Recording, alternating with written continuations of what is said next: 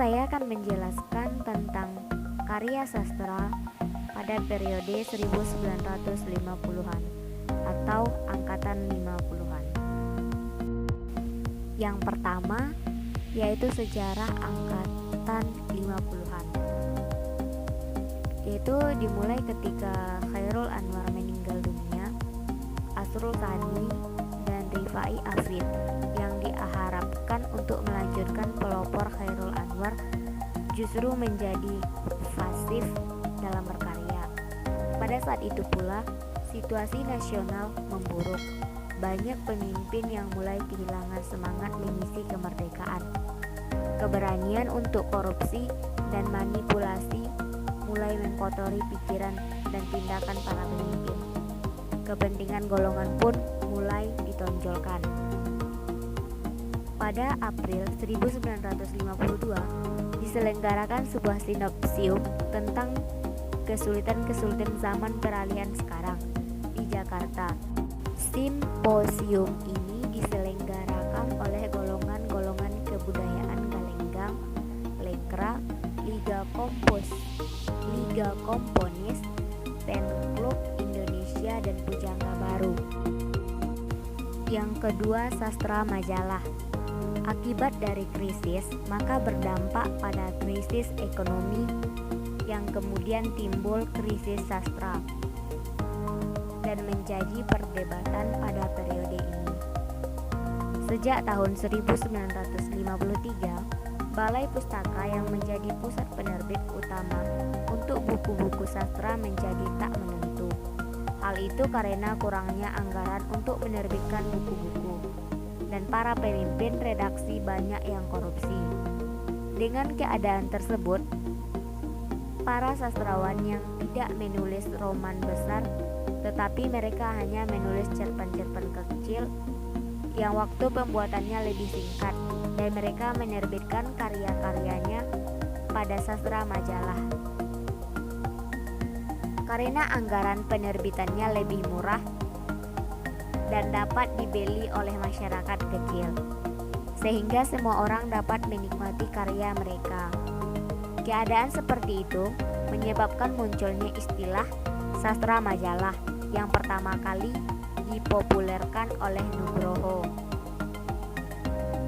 Dalam tulisannya Situasi 1954 yang dimuat di majalah yang dipimpinnya, Kompas.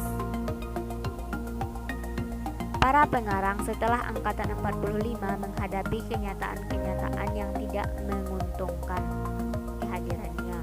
Meskipun mendapat tempat di halaman-halaman majalah, ruang kreativitas mereka tetap terbatas, terutama untuk mencari identifikasi diri dan kawan-kawannya.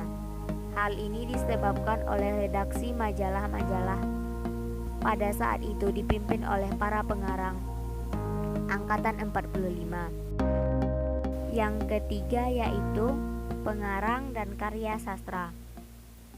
Yang pertama, Iwan Simatupang, lahir di Sibolga, Sumatera Utara pada tanggal 18 Juni 1928. Wafatnya di Jakarta pada tanggal 4 Agustus 1970. Karya-karyanya yang terkenal yaitu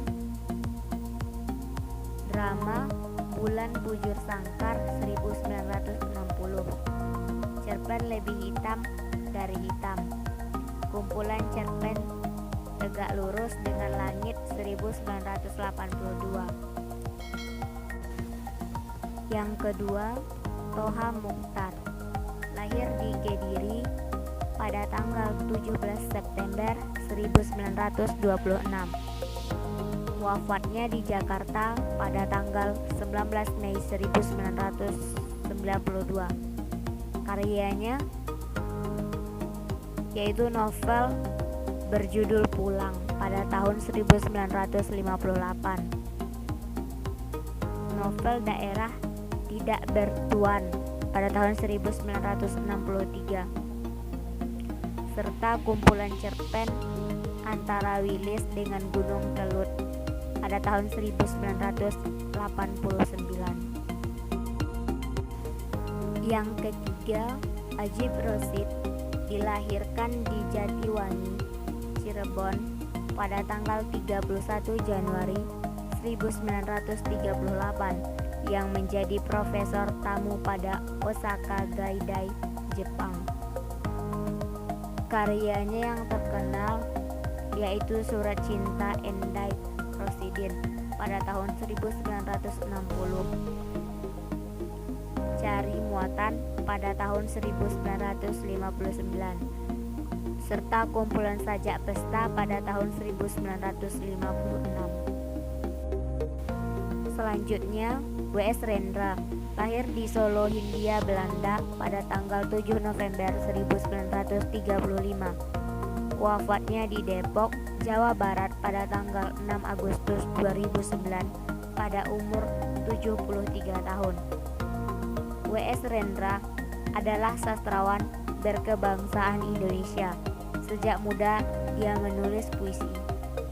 Karyanya yang terkenal yaitu Orang-orang di Tikungan Jalan pada tahun 1954. Yang terakhir yaitu Nugroho, dilahirkan di Rembang pada tanggal 15 Juli 1931. Wafatnya di Jakarta pada tanggal 3 Juni 1985. Pengarang yang pernah menjadi rektor UI ini menulis kumpulan cerpen Tiga Kota pada tahun 1959, Rasa Sayangi pada tahun 1963, Hujan Kepagian pada tahun 1958, serta buku-buku non-fiksi yang ditulis dalam sejarah kemerdekaan.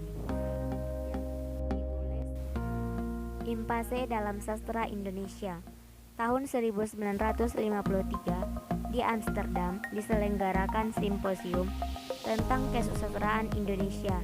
Antara lain yang berbicara dalam simposium itu Asrul Sani, Sultan Takdir Ali Sabana, dan lain-lain. Disinilah untuk pertama kalinya dibicarakan tentang impase atau kemacetan dan krisis sastra Indonesia sebagaimana akibat dari gagalnya revolusi Indonesia. Tetapi persoalan tentang krisis baru menjadi bahan pembicaraan yang ramai ketika terbit majalah Konfrontasi pada pertengahan tahun 1953. Majalah ini memuat esai Sujatmoko yang berjudul Mengapa konfrontasi. Dalam karangan ini secara tandas dikatakan oleh penulis bahwa sastra penulisnya sedang mengalami krisis. Karakteristik. Pertama, berisi kebahasaan sastrawan yang lebih luas di atas kebiasaan tradisi yang diletakkan pada tahun 1945. Yang kedua, memantulkan kehidupan masyarakat yang masih terus berjuang masa awal kemerdekaan. Gaya puisi liris pada umumnya masih meneruskan karya gaya angkatan 45. Gaya epik bercerita berkembang. Dengan berkembangnya puisi cerita dan mantra mulai tampak balada-balada dengan gaya yang lebih sederhana dari puisi lirik. Yang terakhir, terjadinya peristiwa G30 SPKI sehingga sastrawan lekra disingkirkan.